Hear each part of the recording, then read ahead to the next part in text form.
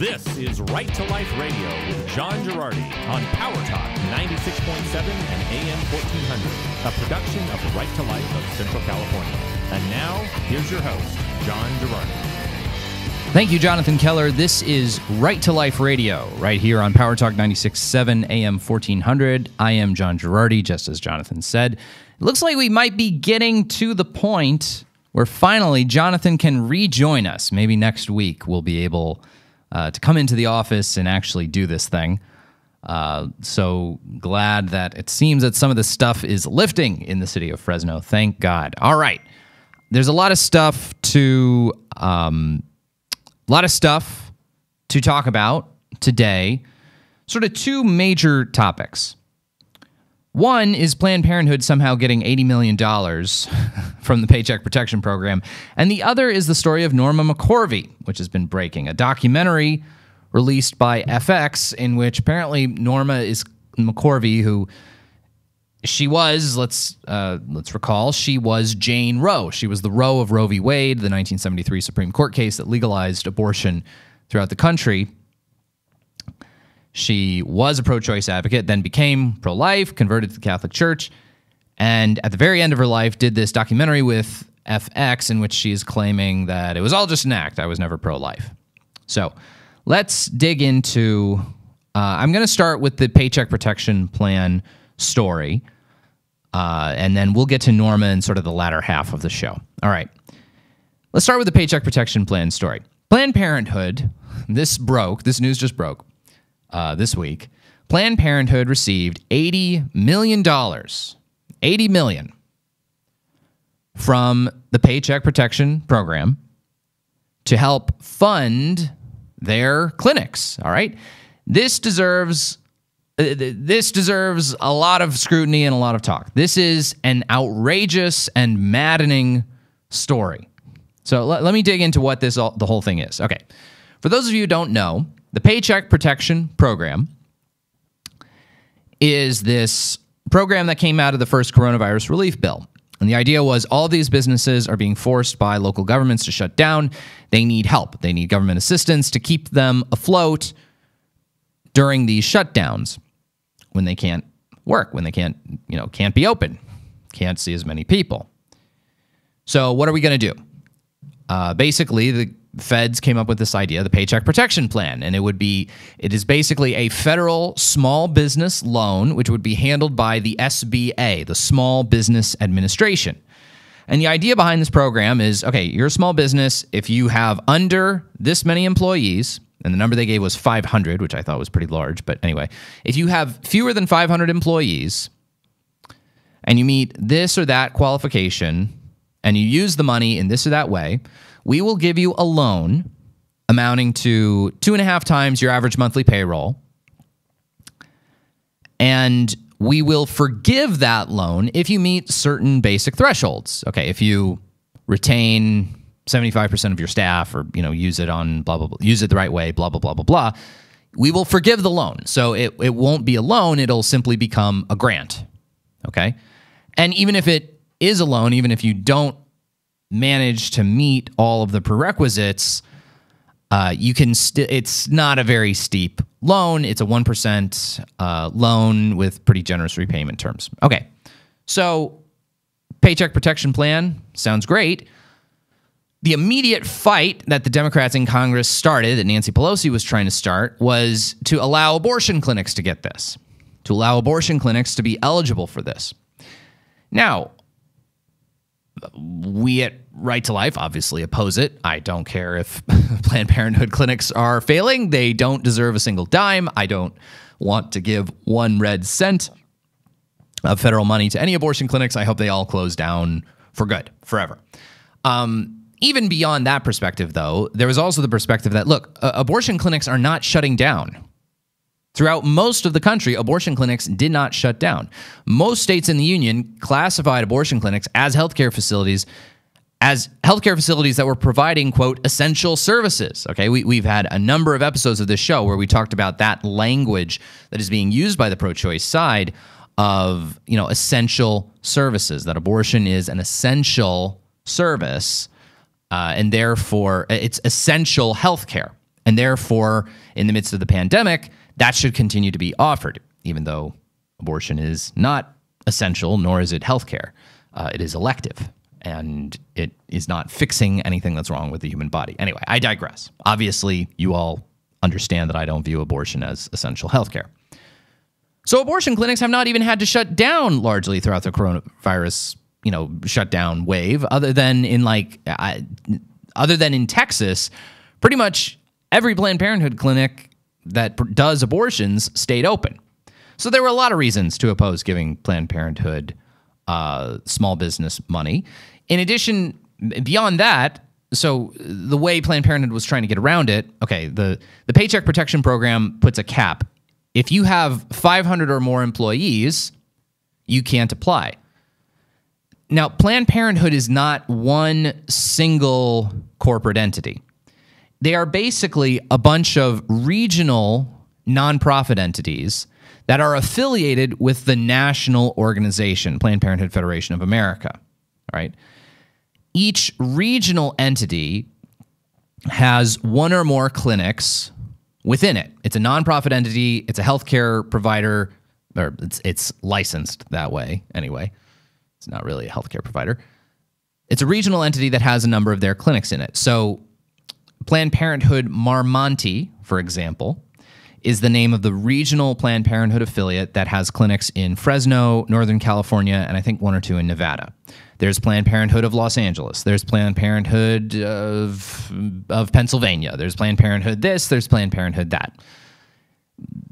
Each region of the country has its own Planned Parenthood. Planned Parenthood of Kentucky and Indiana, okay? Each region of the country has its own sort of Planned Parenthood affiliate that has a number of clinics under its umbrella, okay? And each of those individual nonprofits have fewer than 500 employees. So what the Republicans in the Senate did, they didn't want Planned Parenthood to get this money. They said if you are affiliated with a national entity that has in the aggregate more than 500 employees, you are not eligible for this money. You are not eligible for Paycheck Protection Plan money. Okay, good job, Republicans. I think Marco Rubio actually introduced that amendment to the bill to make sure the Planned Parenthood wouldn't get the money. Good job, Marco Rubio. So the coronavirus relief bill passes. The Paycheck Protection Program is part of it. Senator Rubio's amendment keeping that money away from Planned Parenthood passes. Well, we now get to it, and we learn Planned Parenthood affiliates, not only did they apply for the money, not only did some of them get the money, it appears that Planned Parenthood affiliates got $80 million of federal money through the Paycheck Protection Plan program. Money that was specifically tailored for them not to get. How? How is this possible? How is it possible that Planned Parenthood somehow got all of this money? Well, let's take a look. How did this happen? It merits a lot of discussion. So there are two sides that are at fault here. I think the initial instinct is to say, oh, you evil Planned Parenthood, how dare you get this money? I'm going to focus my ire on the Small Business Administration. And I'll save Planned Parent, my outrage at Planned Parenthood for the next segment. The Small Business Administration is the federal agency that was in charge of processing these loans. Okay, and small businesses all over the country were applying for them. Nonprofit entities, churches, all kinds of people were applying for them. They cannot claim to be ignorant of the fact that Planned Parenthood clinics would not have been eligible for these loans. They can't, okay? Whether or not abortion clinics were going to receive this money was a huge part of the very public congressional debate that took place over the first coronavirus relief bill. Pelosi wanted it. The Republicans in the Senate wouldn't have it. Pelosi caved. Senator Rubio's amendment becomes law. All right, everyone knew abortion clinics would not be eligible to get this money under the Paycheck Protection Plan. The abortion clinics knew it. Congress knew it. Everyone knew it. So you mean to tell me that people at the Small Business Administration got these loan applications and saw Planned Parenthood of Metro Washington. Okay, this was one of the most egregious examples from the Fox News story about it. Planned Parenthood of Metro Washington, which is the Planned Parenthood affiliate for sort of Washington, D.C. and its environs, got $1.68 million from the Paycheck Protection Program. $1.68 million. When that application comes across the desk of someone working at the Small Business Administration, do they really not have alarm bells going off that, wait a minute, the bill was structured so that Planned Parenthood wouldn't get this money? Maybe I should look into this a little more closely. It was widely discussed news that Planned Parenthood wouldn't be eligible for this money. Maybe I should look into this further. But no, that's not what happened. Instead, the people at the Small Business Administration, and I'm going to go out on a limb here, this is not exactly secret knowledge, the employees of the federal government who work in Washington, D.C., the career employees, I'm not talking about the political appointments. Okay, I'm not talking about, Bill Barr, the Attorney General, who is not going to serve in office if Joe Biden gets elected, okay? There are a lot of people who work for the federal government who are political appointees who come in and leave at the discretion of the president. No, I'm talking about the lower level career employees who work for the various departments of the federal government, the Department of Justice, the Department of Education, and the Small Business Administration. They comprise a very large percentage of the population and workforce of Washington, D.C. and its surrounding environs in Maryland and Northern Virginia. And it's why this is one of the most left-wing regions of the country. These people are overwhelmingly left-wing. So I suspect that, look, Planned Parenthood's just trying to get some money. I think the real culprits here are the people at the Small Business Administration who okayed these loans, even though it was quite clear that Planned Parenthood did not deserve them.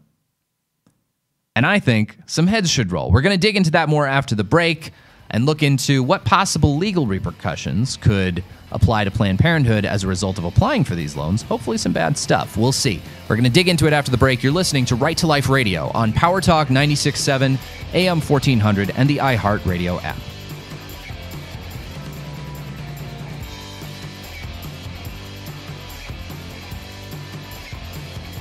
We're back on Right to Life Radio. Thank you so much for listening. John Girardi here with you. If you like this show and want to support our work, you can always catch the podcast of it. Go to Apple Podcasts and search for Right to Life Radio. We're the first thing that pops up when you do that. And if you want to support Right to Life of Central California, sign up for our 300 Club. The 300 Club is basically, the idea of it is, if everyone in the Valley who was pro-life would give Right to Life $25 a month, we'd probably never have to have another fundraiser ever again. And for most of you out there listening, be honest, you probably have about $25 a month in dumb subscriptions to streaming services that you never watch. So if you've got some of that getting zapped off of your credit card every month, how about have $25 a month zapped off your credit card for a good cause? Give to Right to Life of Central California. Go to rtlcc.org, rtlcc.org. There's the big old donate button or the big 300 Club button right there. Just click that and you can sign right up. So, hey, if you like this show and you think it's valuable to you, that's a great way to support us. All right. So we've been talking about the Paycheck Protection Program and how Planned Parenthood somehow managed to get its grubby hands on that money. This is money that Congress set aside in the coronavirus relief bills that they set aside for small businesses. And they specifically structured the law so that Planned Parenthood couldn't get it. In spite of that, Planned Parenthood somehow applied for and got $80 million of our taxpayer dollars. So now at this point, I mean, I'm almost more upset. I'm not as upset actually at Planned Parenthood. I mean, they're going to do what they do. I'm upset at the Small Business Administration. The Small Business Administration is the federal entity that was handling and processing all these loans and just rubber stamped, okayed these Planned Parenthood applications, even though it was quite clear and quite publicly well known that Planned Parenthood affiliates were not supposed to qualify for these loans. These loans that have very generous provisions that basically they allow the loans to be turned into grants. So now Planned Parenthood's got $80 million. Just to understand the full scope of this, there were news stories over the last several years of the Trump administration tried and succeeded ultimately in cutting off Title X funding from Planned Parenthood. Title X is this federal program basically to help fund family planning programs. And basically the Trump administration tried to follow the original sense of it, according to how Congress had passed it, so that abortion providers would not get this money. And Title X would give Planned Parenthood affiliates throughout the country wound up getting about $60 million a year from Title X. This in spite of the fact that it was a absolute travesty that Planned Parenthood ever got this money. The bill says it's not supposed to go to abortion providers, and Planned Parenthood basically got this money by pretending they had two clinics located within their walls. Their abortion clinic that does abortions and their fantasy Title X clinic that doesn't do any abortions. But it happens to be located in the same place and have the same employees, and hey, we refer people back and forth within this same building. So the Trump administration cut off this Title X funding for Planned Parenthood, which, as I said, is about $60 million a year. Now, that's a paltry percentage of Planned Parenthood's grand total of federal government funding. They get something like $400 to $500 million a year from reimbursements from Medicaid. Okay, Medicaid's the federal health care program. Every state has their own version of it. Ours is Medi-Cal. So that's Planned Parenthood's largest source of government funding is from Medi-Cal. Or, excuse me, from Medicaid, the California version of which is Medi-Cal. So Trump, after expending these Herculean efforts, or his administration expending these Herculean efforts to cut off Title X money, which amounts to about $60 million a year, we finally managed to accomplish it in the last year. Finally, Planned Parenthood's not getting this $60 million a year handout. But guess what? Just because of this whoopsie-daisy by the Small Business Administration okaying these Paycheck Protection Plan loans, Planned Parenthood got $80 million. It more than made up for this cut from the Trump administration. I mean, this is such an enormous amount of money. The amount of wailing and gnashing of teeth that Planned Parenthood went through when their Title X money was taken away. And now all of a sudden they're getting more than that from the Paycheck Protection Plan. Now, what are the possible, I focused most of this show, I've been focused on Planned Parenthood and saying, on the Small Business Administration, saying those guys probably okayed this. It was probably a bunch of liberal career employees of the Small Business Administration which okayed this, even though they knew Planned Parenthood wasn't eligible for the money. I focused on them as the culprits throughout this, but I do want to focus on Planned Parenthood for a little bit here for the rest of this segment. Here's the thing. I've filled out one of these loans. All right? I filled out one of these loan applications. Right to Life is a small business. We qualify for it. We're a nonprofits qualified for this loan. So we foresaw we could be adversely affected by coronavirus. I applied for it. I've filled out this loan application. I know what it's like. You have to affirm that you are the kind of entity that is eligible for this. You have to affirm that you don't have more than X number of employees. And you affirm this stuff under penalty of law, okay? That there are legal penalties associated with filling out this application dishonestly. To the best of your knowledge, blah, blah, blah, blah, blah, okay? These Planned Parenthood clinics knew that they weren't eligible for this. They knew that their corporate structure was such that they could not qualify appropriately for the Paycheck Protection Program. They knew that. They were bewailing it publicly. Planned Parenthood clinics across the country were talking about how terrible it was that they couldn't get this money. Yet they applied anyway. They verified that they were eligible even though they knew they weren't, and they did so under penalty of law. Okay, they did so knowing that there were legal penalties with misrepresenting themselves. So what does that mean? Well, maybe that means, I guess I don't know all of the details of their applications. Maybe they were honest about it. Maybe they let them know, hey, this is our setup. Can we get the money anyway? But But it seems to me that there might be some Planned Parenthood entities that engaged in fraud. All right. For those of you who don't know the exact definition of fraud, a good shorthand way to know the definition of fraud, which I learned from law school, fraud is lying for money. Okay. Anytime someone lies to get money in an illegal way, that is fraud. Okay. Wire fraud is lying for money over some kind of communications method, like emails or phones or something. Okay. It appears that Planned Parenthood may have been trying to defraud the government by lying to the government in order to get this money. So this is the question. What's going to happen? What's going to happen as a result of this? And I guess there are three things to focus on. One, will some heads roll at the Small Business Administration? Frankly, kind of think that needs to happen. If people at the Small Business Administration knowingly okayed Planned Parenthood for these loans, in spite of the fact that everyone knew Planned Parenthood should not have been eligible for them, that merits some scrutiny. Number two, will the federal government get this money back? All right. Senator Rubio and Senator Josh Hawley from Missouri, Senator Rubio from Florida and Josh Hawley from Missouri, have been very vocally upset that Planned Parenthood got this money. And Senator Hawley in particular has been saying Planned Parenthood needs to give this money back right now with interest. Will we get the money back? I don't know. Frankly, I don't know.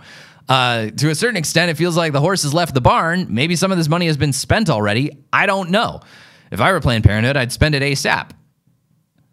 And that's the frustrating part about this, is that Congress went through all these efforts to make sure Planned Parenthood didn't get the money, structured the law that way, and the SBA still let it go. So now we got to play catch up and try to get this money back.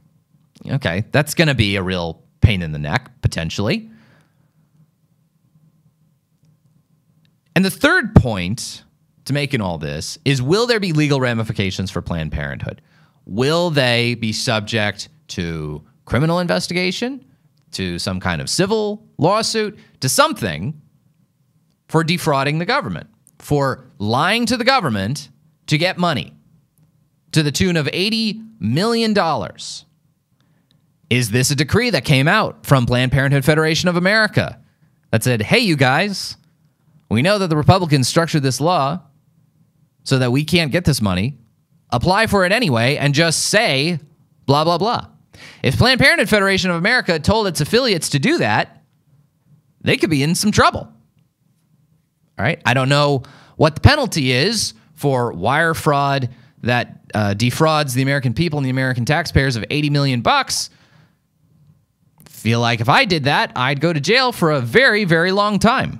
$80 million is nothing to sneeze at.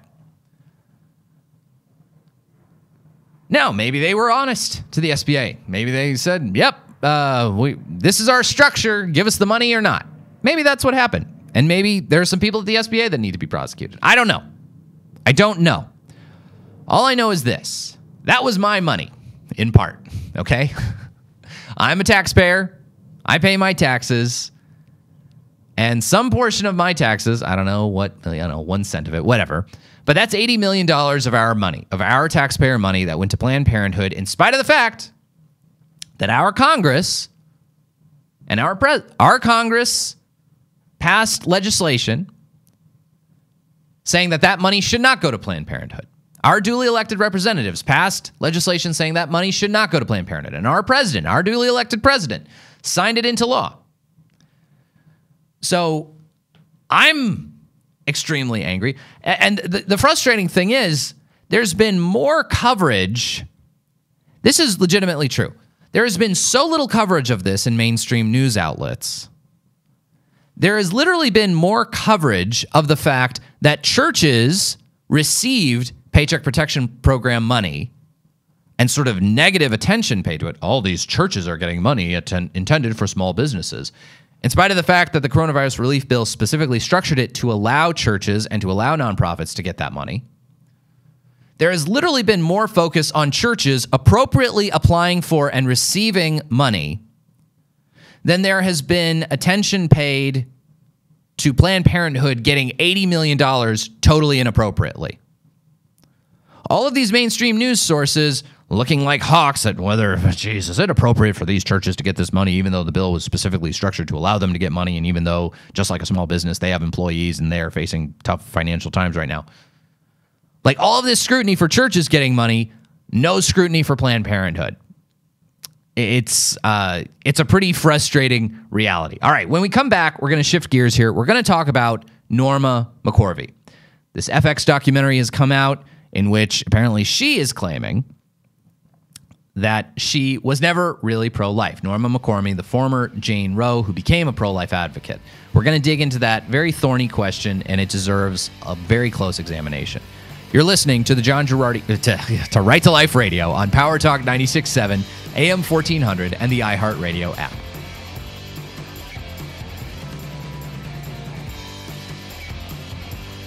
Right to Life Radio with John Girardi. Thank you for listening. As always, go to rtlcc.org to learn more about what's going on. You can read blog posts there. We've got a great story written up, as I promised, from last week's show. I've got a story written up there with all of the new bad pro-choice legislation that has been introduced by the state legislature this year. You're going to want to read it and contact your state assemblyman and state senator. It's some really bad stuff being introduced. I might get into some of it in the last segment. I'm not sure. I'm going to see how much time I need to discuss this Norma McCorvey story. So let's dig into this. There's a story coming out that Norma McCorvey was the woman, famously, who was Jane Roe of Roe v. Wade. She was the plaintiff in the lawsuit, which resulted in a Supreme Court decision that legalized abortion for all 9 months of pregnancy and for any reason. Jane Roe, Jane Roe is the sort of fictitious name that the court will sometimes assign to a female party to a lawsuit when the lawsuit involves potentially sensitive subject matter where the court wants to protect the identity of that party. So because this involved someone who was pregnant out of wedlock and was seeking an abortion, the court deemed it responsible to, instead of referring to her as her actual name, Norma McCorvey, they called her Jane Roe. It's kind of like John Doe, okay? So Jane Roe, Norma McCorvey, was the plaintiff in the Roe v. Wade lawsuit. She was 21 years old. She had been living a very difficult life, even, a lot more hard and difficult living at 21 years old than I think a lot of us go through in a lifetime. She had been subject to sexual abuse at an extremely young age, domestic violence. This led to alcohol abuse, substance abuse. And by the time she was 21, she found herself pregnant with her third child out of wedlock. And she wanted an abortion. Well, abortion was illegal in Texas at the time, and a group of lawyers found her and decided to take up her case and said, hey, we'll represent you for a lawsuit to help make abortion legal in the state of Texas. Overturn Texas's abortion law by saying that it violates the 14th Amendment of the Constitution. You want to be the plaintiff? Norma, according to her later accounts of it, agreed, signed an affidavit that they sort of wrote for her, and then had basically no more involvement with her case, which would go on to be one of the most significant Supreme Court decisions in American history, Roe v. Wade. She was Roe. Wade was some public official in the state of Texas that was the named defendant in the lawsuit, challenging the constitutionality of Texas's law, which prohibited abortion except to save the mother's life. Okay, so it becomes known that she is Jane Roe, that she, Norma McCorvey, is Jane Roe. After that, she becomes a kind of mascot, a public speaker on behalf of the pro-abortion side. Okay, pro-choice advocates find her. She winds up doing a lot of speaking on behalf of the pro-choice movement. She gets a job working for an abortion clinic, I believe in Dallas or in Texas somewhere. Now, over time, and I believe this happened in the 90s, Norma eventually got to know some pro-life people. The abortion clinic where she worked apparently shared office space. It was in a shared office complex with a pro-life center. Okay, some kind of pro-life pregnancy resource center or something like that. And she got to know some of the people who worked there. And she described how after getting to know these people, she kind of started to have a change of heart. And she subsequently wrote about particularly meeting their daughter, the daughter of this one couple, this young girl who's about 7, 8, 9, and how meeting this girl started to change her perspective on things until she got to a point where she decided to reject her past and reject her involvement with the pro-choice side and became pro-life. Now, she started as an evangelical Christian. Eventually, she converted to Catholicism, and she was received into the church by Father Frank Pavone, who's the founder of Priests for Life, who I believe he baptized her and received her into the Catholic Church. So she undergoes this profound conversion experience. And she continued as a pro-life speaker for the rest of her life until she died in 2017. And even close to her death, she asked for various different representatives from the pro-life community to be at her funeral. I believe she had a Catholic funeral, etc. Now, FX, the television channel, FX, is coming out with this documentary that I think it's going to release on Hulu or other. Anyway, FX has produced this documentary about Norma, and it's a series of interviews with Norma from the end of her life towards her very last days. And so this is stuff from, I believe, from 2017 or 2016. I think she died in February 2017. So it's from her very last, it's some of the last interviews I guess she ever did. And in this, Norma goes on to say, according to the news reports of it, that she was never really pro-life, that she was paid by pro-lifers to be sort of an advocate for the cause, that people would give her things to say and she would say it, but that she was just acting for years and years and years. Now, the left, which constantly tried to downplay the significance of Norma McCorvey's conversion to the pro-life cause. And let's just note one thing, by the way. Norma wasn't just kind of pro-life. Like, she participated in filing a legal action to reverse Roe v. Wade on the grounds that her lawyers misrepresented things to her. Okay, in the 90s, or it might have been in the 90s, or I think it was the very early 2000s, she filed legal actions to get the Roe v. Wade case reversed on the grounds that her lawyers, who were representing her, she was the plaintiff in the case, that her lawyers misrepresented things to her. And I believe the Supreme Court had to rule on that question and ruled that, well, no, we can't, overturn the decision, blah, blah, blah.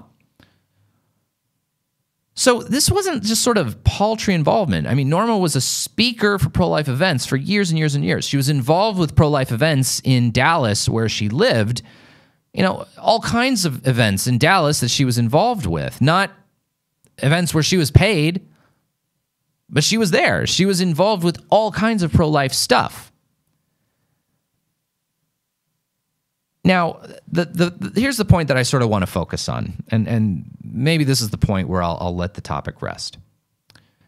Norma McCorvey became pro-life. She converted to Christianity. She became a Catholic. That doesn't mean that her past magically goes away. This was a woman who had been through a lot. She had really been through hell. As I said at the start, she had been through domestic violence issues. She had been through sexual abuse issues. She had been through substance abuse issues. This was a woman who had a very, very difficult childhood and a very, very difficult adulthood. And becoming pro-life or becoming Christian or becoming Catholic, certainly the workings of grace in a person's soul, I believe, as a Catholic, are real, and it's nothing to poo-poo. But that doesn't mean that mental health problems or difficult experience from your past, it doesn't mean those things all just magically disappear when you're baptized.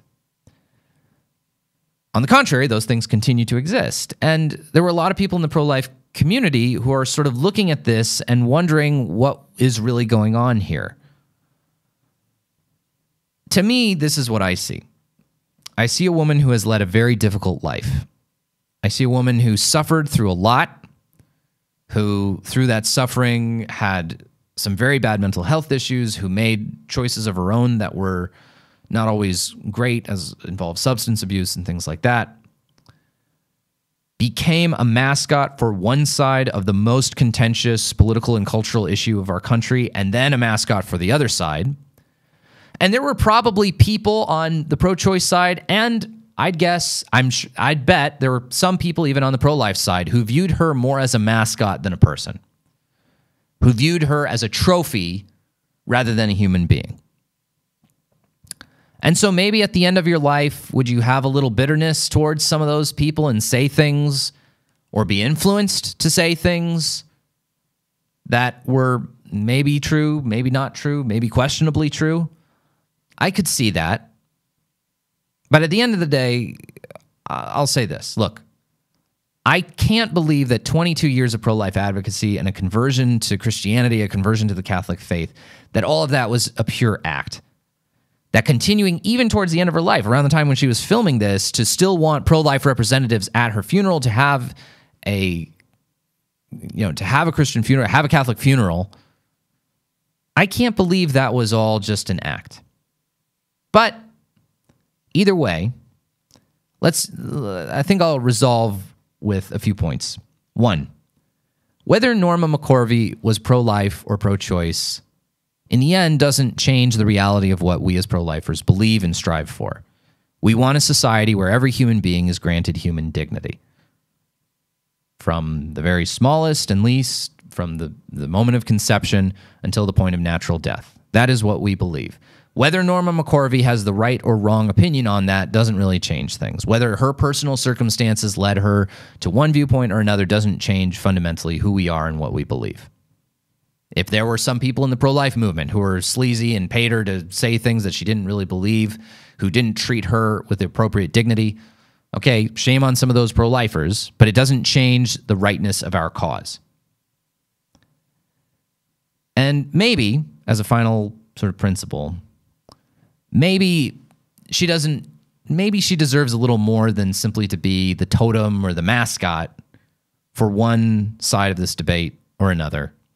And maybe the best thing we can do for her is, simply to let her rest in peace and to move on. I think maybe that's the best thing of this, that this is a woman who led a very difficult life, a very rough life, and I think her memory deserves to have that kind of peace. So I think that's my final word on that topic. All right, when we come back, I'm going to talk real briefly about some of the bad legislation introduced into the California State Legislature this year on the abortion front. Stay tuned for that. Get a pen and paper to write some of this down. We talked about it last week, but I want to dig into a little more. You're listening to Right to Life Radio on Power Talk 96.7, AM 1400, and the iHeartRadio app.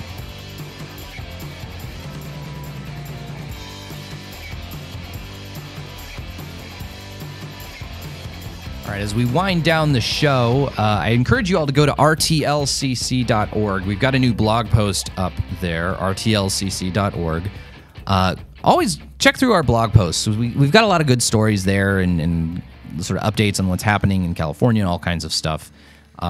We have a blog post up about all of the bad new state legislation that's been introduced this year to promote abortion in the California State Legislature. They never rest. They never stop trying to do bad things. It's really maddening. They constantly do bad stuff.